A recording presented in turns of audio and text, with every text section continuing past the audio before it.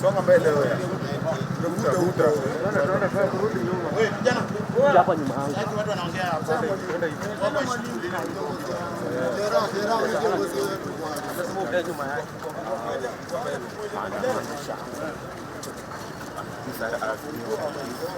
They're heading to IFC.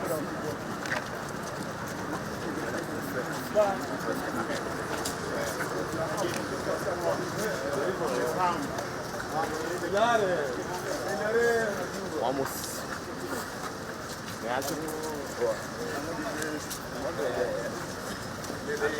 See there MP of Kibera, Morero, MP of Makasi West, sorry.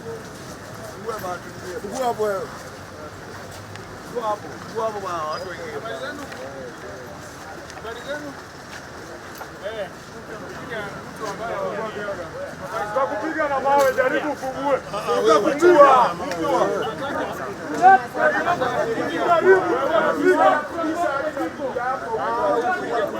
Wacha mambo hapo wewe.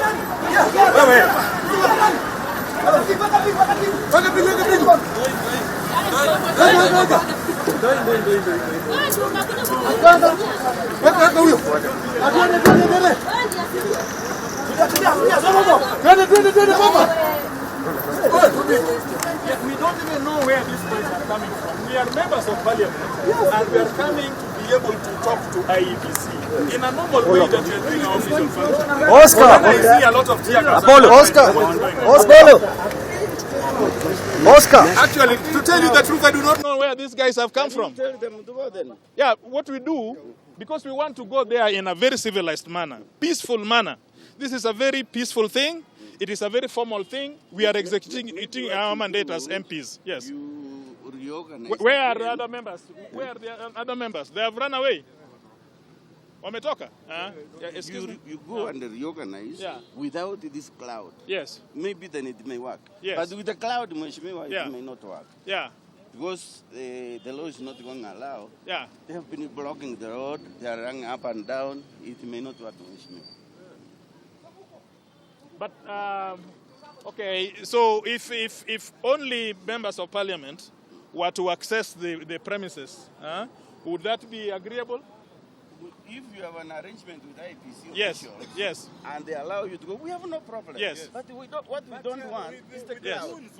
No, we don't have goons. You know, when you say that we have goons, Moses, Moses, that is not correct. We don't have goons. We have chased them away. Yeah. You might not know that they were there, but you have chased them away. They will take advantage and they start stealing from members of the public, Mheshimiwa. Okay, I hear you. Please. So all I want us to understand each other. We could go and regroup as members of parliament, and then we come and do what we must do. And if you have an agreement with IPC, in fact, we will give you escort to IPC. Yes, this is the thing, because it is part of our duty, public. Hiyo ndio tulichaguliwa kuifanya. Why would you want 500 people to go to IEP? No, those are not our people, Moses. Why do you put people on me? Yeah, these are Kenyans who are interested. I can't control Kenyans. When Kenyans decide to do their thing, I can't control them. Isn't it? Go and reorganize and you give us a word. Please. Let's go. Aya, watu watoke sasa.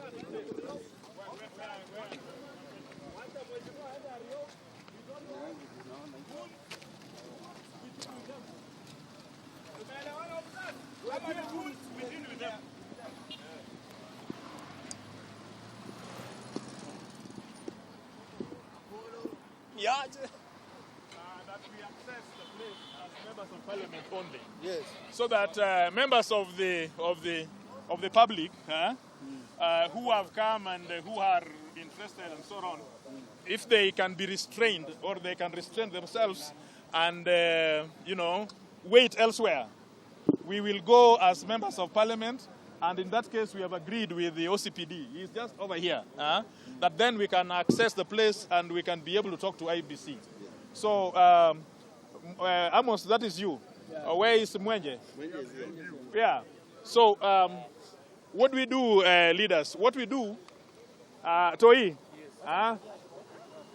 wale watu are members of the public, I hope they are not refusing for the members of the fourth estate to go. I'm sure it is members of the public. So, members of the public, please, because we have a very important engagement with IEBC, we don't want to ruin it because of what they think. We don't want to give them an opportunity to fight us, all right? So what we do, we keep away and allow members to go in. And after that, we will come back to the streets and talk to you in a normal manner and address you. Is that okay? Young people, let us agree so that we don't ruin a very good chance to be able to engage with IBC. Because as members of parliament, we have a right and it is part of our mandate to do what we are doing. So if I'm not asking too much, those members of public who are hearing me, please just stay, let members of parliament go.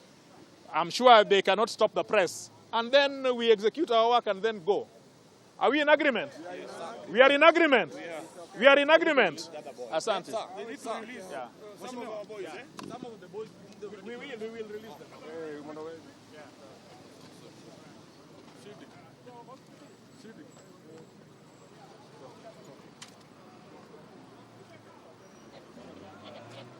Formal agreement. This is Honorable Mwenje, I'm sure you know him. From Embakasi West.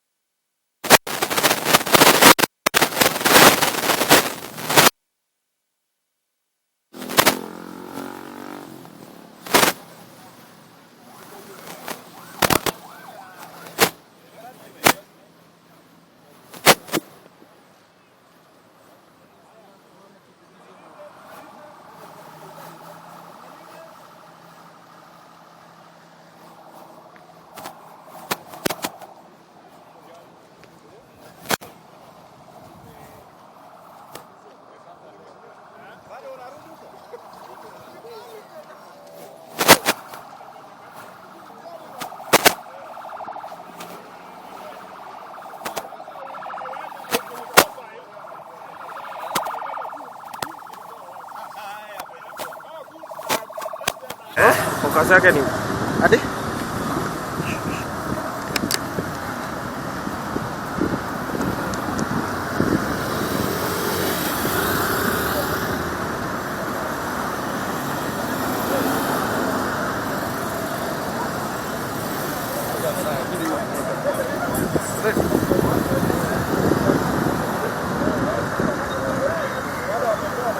Bolo.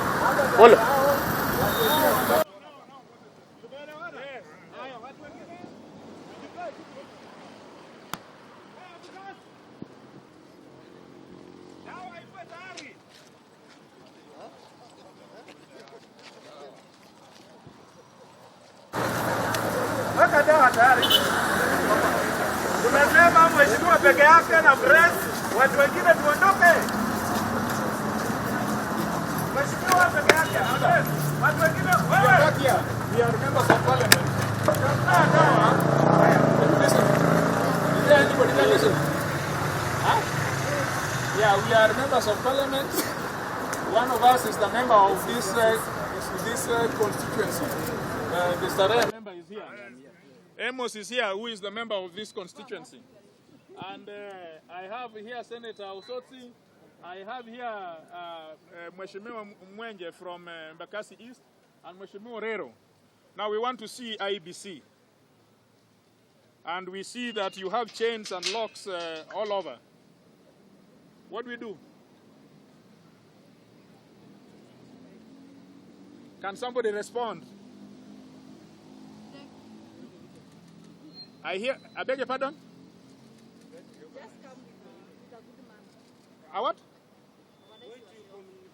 No, we are very organized. We are very organized. Police have barred members of the public hawakuji hapa ndani. Only sisi tutaingia.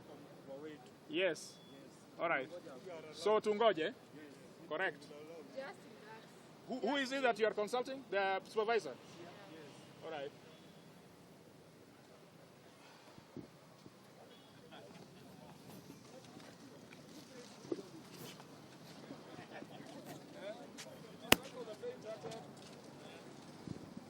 Walibaki na hiyo nini?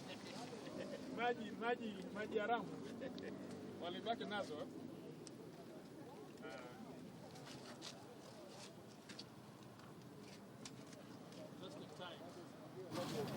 Walikimbia. Nafikiri labda watakuwa hapa. Gazi kamoja tu wanakimbia. Bwana nimekula hii tia gas mpaka nimechoka bwana. Naona nikaa inanifuata. Unajua wewe ndio wakili wetu leo. Wewe ndio wakili wetu leo.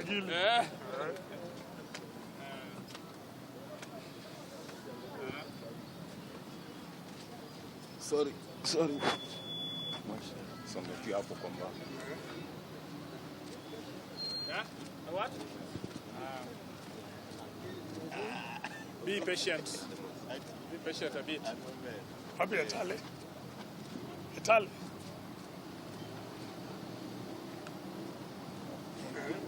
We were engaging.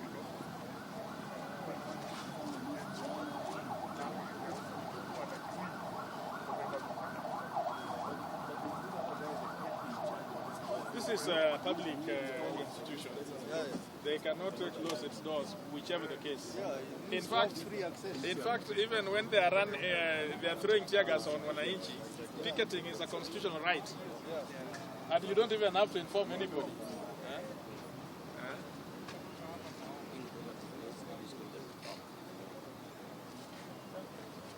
With the kind of heat out here, somebody needs to work on us. It's not we are not impatient, but we need to feel that you guys are doing something. Again, that's where we are. I thought you were asking somebody to what up. So where is this IBC coming from? Can that be communicated to us properly? You have authority to talk on behalf of your company. You? What's your name? You seem to be very agile. You are the know-it-all, eh?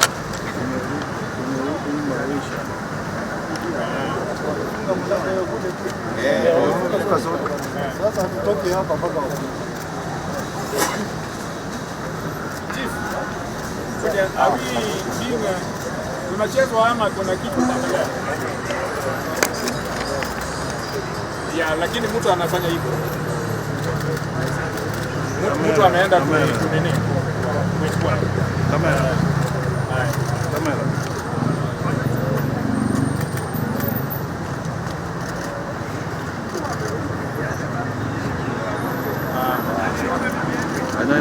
Where is that statement? Yes.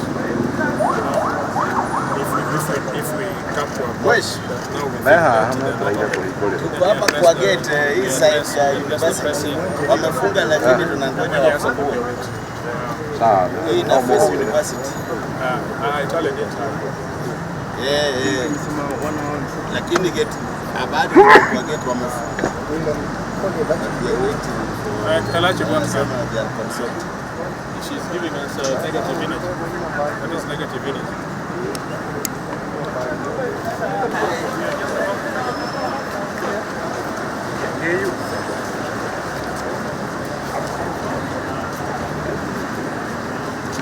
Written statement first, then we will discuss the issues. Now, ladies and gentlemen, we are saddened by numerous transgressions being committed by top IBC officials, especially the chairperson, Wafula Chebukati, and the CEO, Marjan Hussein Majan. While their actions appear heroic in the eyes of the main beneficiaries, the Azimio leadership puts the duo on notice for eroding the gains we have made in transforming the electoral system in Kenya since 2007, and which is the hallmark of lasting peace in Kenya. While Kenyans envisioned IBC to be an independent commission, guided by objectives prescribed by Article 249 of the Constitution, namely the protection of sovereignty of the people and securing observance of democratic values and principles of promotion of constitutionalism, the conduct of the two individuals, Majan and Chebukati, supported by a minority of the commission members, portray an institution that has surrendered its independence and disregarded the rule of law and has resorted to bootlicking the executive it connived with the judiciary to establish for personal benefits as follows. Number 1, irregular interdiction of Deputy IEBC CEO, Madam Ruth Kilundu. That the IEBC, supported by the Secretariat, comprises technical public officers led by the CEO.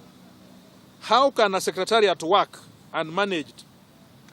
How the Secretariat works and managed is well provided for under the IBC Act and the IEBC Human Resource Manual.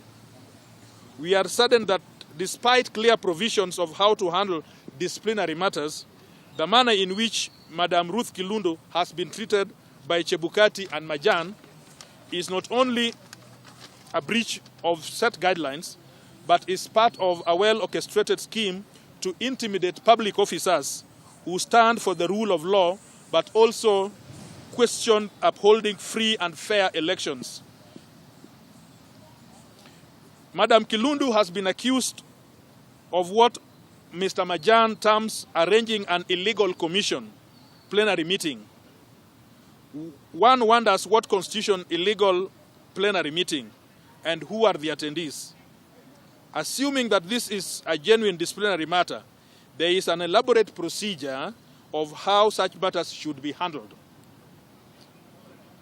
This concerned officer must be accorded a fair hearing, which begins with responding to a show cause notice. In essence, the commission must sit in plenary and resolve that CEO issues the show cause letter, which may be followed by interdiction or suspension. If further investigations are required, no such or semblance of such procedure was followed, since Mr. Majan, acting in concert with Chebukati, had an ulterior motive to achieve, which he literally interdicted Madam Kilundu as a way of punishing her for standing with the truth. Then there is nepotism, favoritism, and unfair practices, which Honorable Osotsi will talk about, and even tribalism, which Honorable Osotsi will talk about. You will read, I will give you this statement so that you are able to have it firsthand. But without the functional secretariat, the IBC is, as currently constituted, cannot be trusted to discharge its constitutional mandate as set out in the Constitution. In fact, the Supreme Court in its ruling emphasized on impartiality and professionalism of the Secretariat as a precondition for free and fair elections. As leaders within the progressive coalition, we will not allow this critical institution crumble just because of two individuals. We know that Chebukati is soon leaving the commission with this newfound regime, and we will not allow him to destroy the structures that Kenyans have fought hard to establish. So we demand as follows. We demand as follows. Number one, that IEBC immediately reinstates Ruth Kilundu to her rightful position of Deputy CEO within the next 24 hours, failure to which we shall take stern action against Wafula Chebukati and the CEO Majan Hussein Majan. Number two, that IEBC calls to order Majan Hussein and demonstrate to Kenyans that he shall live by the values and principles of public service, failure to which we shall demand that he relinquishes his position prior to the commencement of the boundaries review exercise or conducting the pending by-elections. Thank you very much. I need to add that you saw that this morning members of parliament drawn from Nairobi County, and I have the member for Starehe in whose jurisdiction we stand. I have the member for Kibra, who is a leader in Nairobi County. I'm a member from Ruaraka, which is in Nairobi. Honorable Mwenje is a member from Embakasi East, which is in Nairobi. Embakasi West. And Honorable Ososi is a senator. We all have a constitutional mandate when our constituents, or any Kenyan for that matter, has an issue. Our mandate is to solve issues concerning our constituents and resolve matters that the general populace would want us to do. So we have come here deliberately, constitutionally, very peacefully, to come and engage with IEBC, which, as you know, is an independent but public commission that is paid by public taxes. So you have seen that as we came, police have lobbed tear gas on us severally, without provocation at all, just because we are conducting our constitutional mandate given to us as MPs. And then we come to this gate. We have found that they have locked the gates with chains. So this literally means that IEBC, which is a public constitutional body, have decided to lock. I'm joined by Honorable Aladwa, who is a member for Makadara, and the chairperson of Nairobi County, ODM County. They have decided to lock the gate with chains. So you can imagine that the gates have been locked to the public. Everybody in Kenya, in Nairobi, cannot access IEBC to be able to ask pertinent questions concerning the issues of Kulundu. But that notwithstanding, we have put a position on the staff in IEBC who were brave enough not to accept the thieving ways of the commissioners. People who stood strong against what happened in Bomas. We know, and I can tell you as a lawyer, that employees have ways in which they are dealt with in their human resources manuals from their respective organizations. And that must be followed. But the chairman unilaterally decided to interdict Madam Kulundu, who is the deputy CEO, just like that in Mombasa, without the commission sitting down. The commission never sat down as a commission to deliberate on the issue of Ruth Kulundu. And the Secretariat Bajan cannot fire her deputy because the deputy is employed by the commission, not by Majan. And that is how things are. So I know that Madam Kulundu may be looking at her own options, legal options, but we have a mandate as members of parliament to come and question such infractions when we see them. And we call them out. So we came out this morning to call out these people. But it looks like we are still where we were in 2007. We are ready for this. We are ready for this engagement. And we will do this engagement every day on the streets, if that is what it takes to liberate the space that we have to manage our elections prudently. And so I want to call in my colleagues. I want to start with Honorable Ososi, and then Honorable Aladwa will take a bite in Swahili, and then Amos, because this is the constituency it represents, will say something, and Honorable Mwenye, who happens to be our advocate today, will tell us if we have infringed any law by being where we are. Honorable Ososi. Yeah, members of the Fourth Estate, as it has been pointed out by my colleague Kajwang, that we are here because as members of parliament, we are mandated to address any issues of concern affecting Kenyans. And one such issue is an issue regarding our lady, Madam Ruth Kulundu, who has been interdicted, not by IEBC, because IEBC is a commission, and a commission is composed of 7 commissioners. Madam Ruth Kulundu has been interdicted, a decision that has been made unilaterally by Chebukati and Marijan. And you know, the issue of unilateral decision was raised in the Supreme Court. And unfortunately, the Supreme Court did not give us sufficient direction on that. We are seeing that a number of staff, and not just Ruth Kulundu, are being intimidated by Chebukati and Marijan, being assumed to have supported Azimio. And it's not just Kulundu. We know, like in the Department of Boundaries, we have information that the head of that department, Madam Caroline Manyange, has also been relegated and her duties are now being performed by her juniors. And we are saying, Mr. Chebukati, please, IEBC is a key institution in democratization of this country, and we are not going to allow you to become a dictator, dictating to your own staff. We even saw what happened in Mombasa. A whole chairman of IEBC inciting staff to heckle some of the commissioners and even Madam Kulundu. So we are here to protect the rights of a Kenyan, Madam Kulundu, and many others who are being intimidated by the actions of Chebukati and Mr. Marijan. So we will continue coming here. We are told the chairman, when he heard that we are coming, he disappeared from the office. The doors have been locked, the gates have been locked, but we will continue pressing this matter, even in parliament or wherever, so that Madam Kulundu gets her justice.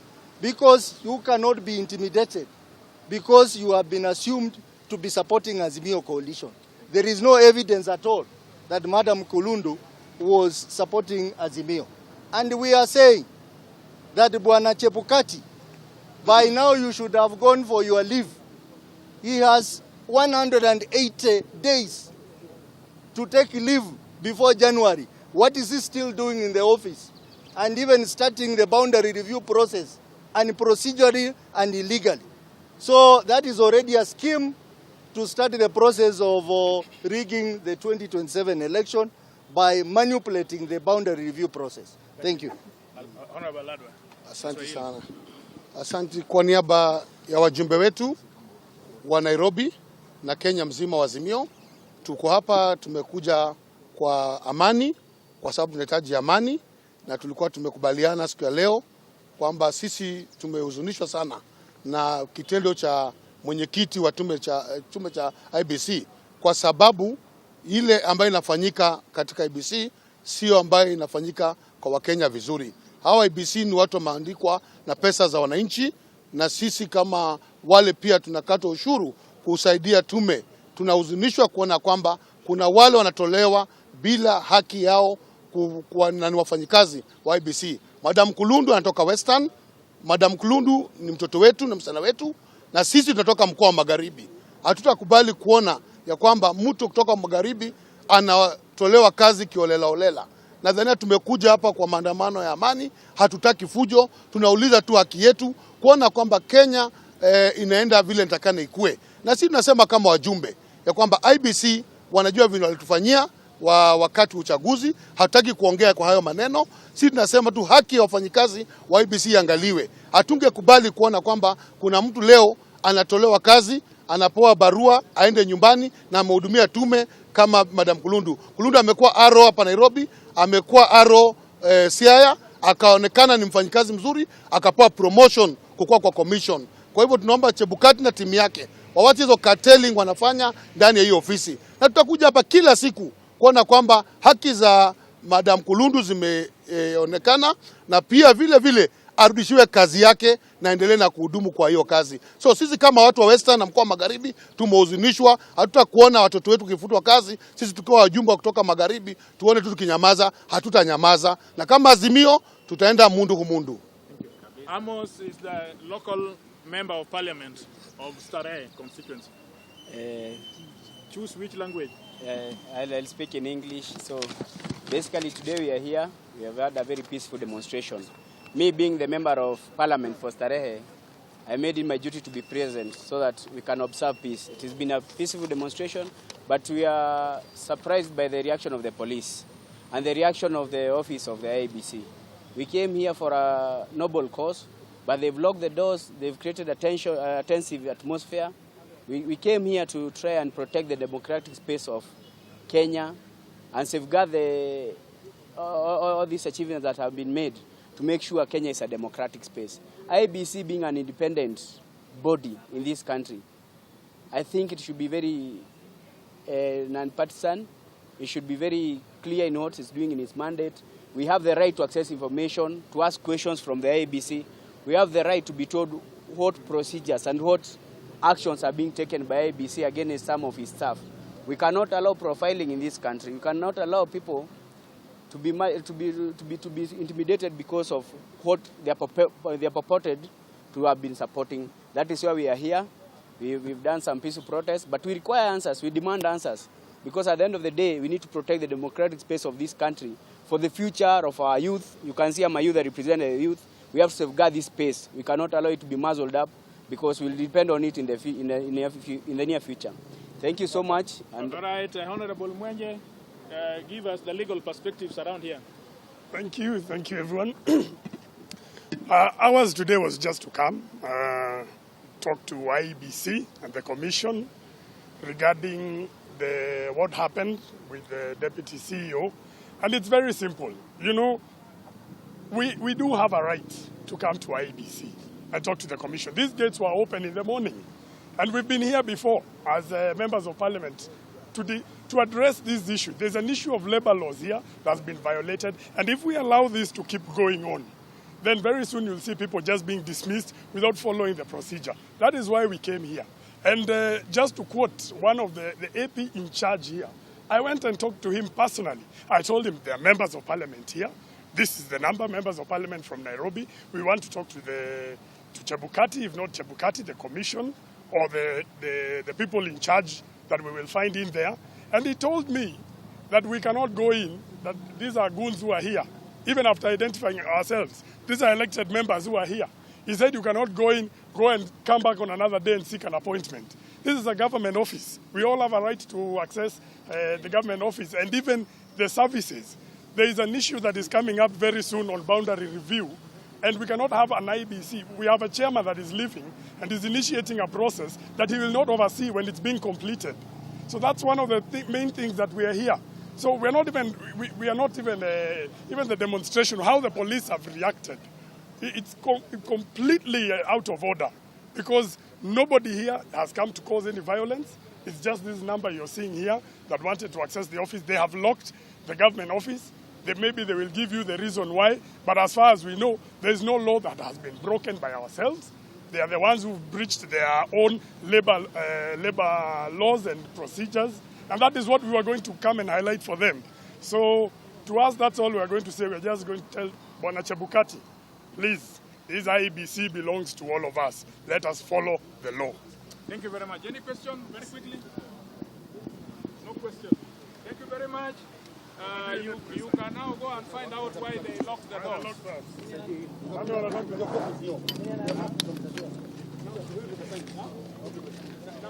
Phil. Wait, Phil. Come here. Phil. We have, unfortunately, we only have one copy that we have signed. Pole.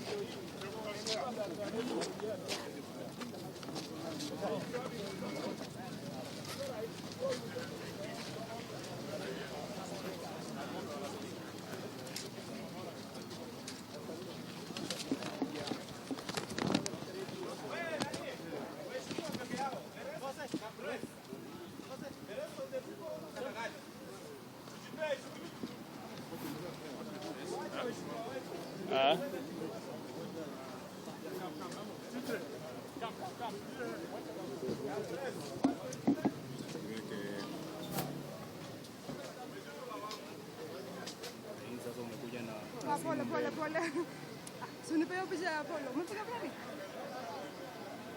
Umepiga? Apollo gani? Kuja kuajua. Hizo shadows zina nini?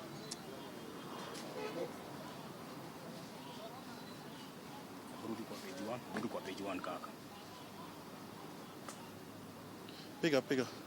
Rudi kwa page 1. Piga alafu nisikumbuke.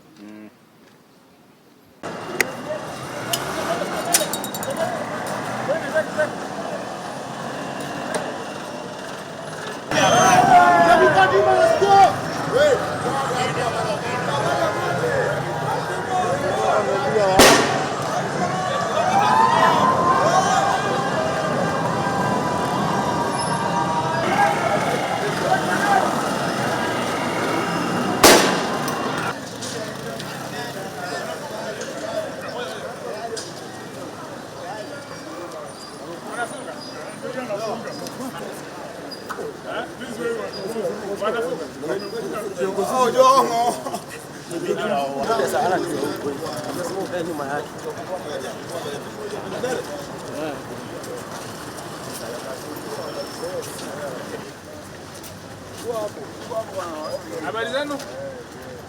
Habari zenu?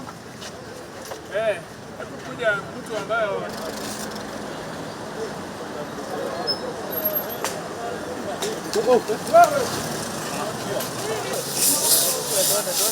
Unakimbia nini?